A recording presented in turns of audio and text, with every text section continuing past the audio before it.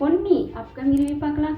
பொன்னி வந்து என்ன பண்ணுறாங்க, கஷ்டப்பட்டு வீட்டில் சமாதானம் ஆகி ஒரு வழியாக பிரச்சனைலாம் முடிஞ்சிருது. ஆனால் அந்த சமயத்தில் குடும்பத்தில் குண்டு வைக்கிற மாதிரி பிரீத்தி ஐடியா பண்ணி வீட்டுக்குள்ள வந்துடுறாங்க. அதுவும் ஜெயா மூலமாகவே பிரம்மாஸ்திரத்தை கையில் எடுத்த மாதிரி அப்படியே ஜெயா மூலமாக வீட்டுக்குள்ள வந்துடுறாங்க. எல்லாரும் அப்படியே அந்த உஷாக்கு அங்கே பயங்கர காண்டாடுறாங்க.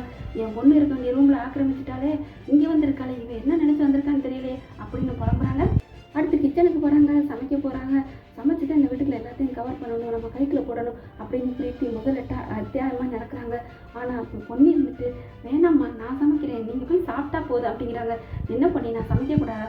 இல்லை இல்லை, இது என்னோட இடம், சமைக்கிறது மட்டும் எனக்கு தான் உண்மை அப்படி இப்படிங்கிறாங்க. என்னடி சொல்கிற, என்னை தள்ளி விட்டு நீ வந்து உன்னோட இடங்கறியா, இருடி அப்படின்னு சொல்லிட்டு அப்படியே ஜெயாட்ட போகிறாங்க. ஆண்டி நான் சமைக்கணும்னு ஆசைப்பட்றேன், உங்களுக்கு என்ன சமைக்கணும்னு சொல்லுங்கள், நான் சமைக்கவா அப்படிங்கிறாங்க. உடனே தான் அண்ணன் பொண்ணு வெண்ணிலாவையே வேணாம், எனக்கு மருமானா அவள் ஜெயா தான், பொன்னி தான், அவன் பிடிக்காதவளாக இருந்தாலும் சரி அப்படின்னு ஜெயா சொல்லிடுறாங்க. இவன் ஏமாத்துறான். அப்படி பிரீத்தி அப்படி போய் ஆசையாக கேட்குறாங்க, என்ன சமைக்கணும், நீ எதுவும் சமைக்க வேணாம், சமைக்கிற வேலையெல்லாம் பொன்னியை பொறுத்தது, நீ உட்காந்து சாப்பிட்டு நிம்மதியாக இரு, தைரியமாக பயம் இல்லாமல் இரு, அது போதும் அப்படிங்கிறாங்க.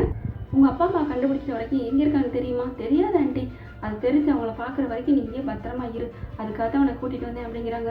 அடுத்து என்ன பண்ணுறாங்க, இல்லை சக்திகிட்ட போகிறாங்க. சக்திகிட்ட போய் நான் எதுவும் சமைக்கவா? நீ ஒன்றும் சமைக்க வேணாம் பிரீத்தி அப்படிங்கிறாங்க. ஏன் சக்தி இப்படி எல்லாரும் என்னை வெறுக்கிறீங்க, நான் இங்கே வந்து உங்களுக்குலாம் பொறுக்கலையா அப்படிங்கிறாங்க.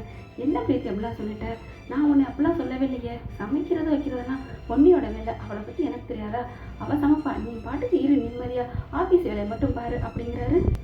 என்ன இது, நம்ம நினச்சி வந்தால் எல்லாத்தையும் ஆக்கிரமிச்சு வச்சுருக்காளே, சமையலில் கட்டு போட்டு வச்சுருக்காளே, நம்ம சமைப்போம் அப்படின்னா யாருமே சமைக்க விட மாட்டேங்கிறாங்க.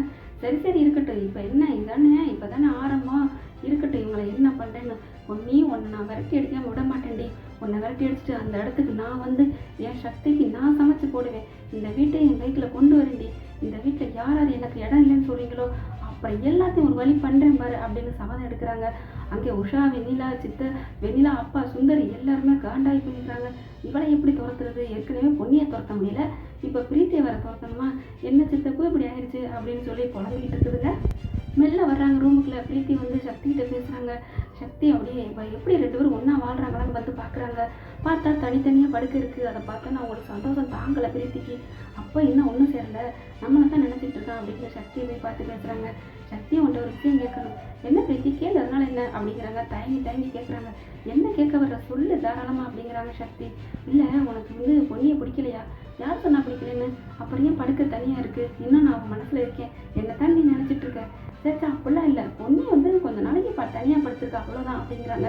இல்லை சக்தி, உன் மனசில் நான் தான் இருக்கேன், இப்போ ஒன்றும் கெட்டு போகல, நம்ம இன்னும் கல்யாணம் பண்ணிக்குவோம், நம்ம ஒன்றா வாழ்வோம் சக்தி அப்படிங்கிறாங்க. சரி பிரீத்தி, என்ன நீ இப்படிலாம் பேசுகிற, நான் அந்த மாதிரிலாம் நினச்சதில்லை, நீ இந்த மாதிரிலாம் நினைக்காத, அம்மா அவனை கூப்பிட்டு வந்திருக்காங்க, அந்த பாதுகாப்போட இந்த வீட்டில் இரு அப்படின்னு சொல்லிட்டு அங்கேருந்து கிளம்புறாங்க.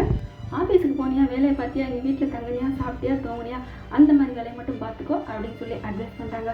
அப்படியே அதிர்ச்சியாகி உடஞ்சி போய் நிற்கிறாங்க. இருடா, நான் உன்னை எப்படி வேலைக்கு கொண்டு வரேன்னு பாரு அப்படின்னு சபதம் எடுக்கிறாங்க. மங்கம்மா சம்மதம். ஓகே ஃப்ரெண்ட்ஸ், உங்கள் பொண்ணான கையில் ஒரு லைக்கை போட்டு சப்ஸ்கிரைப் பண்ணிடுங்க. Thank you friends.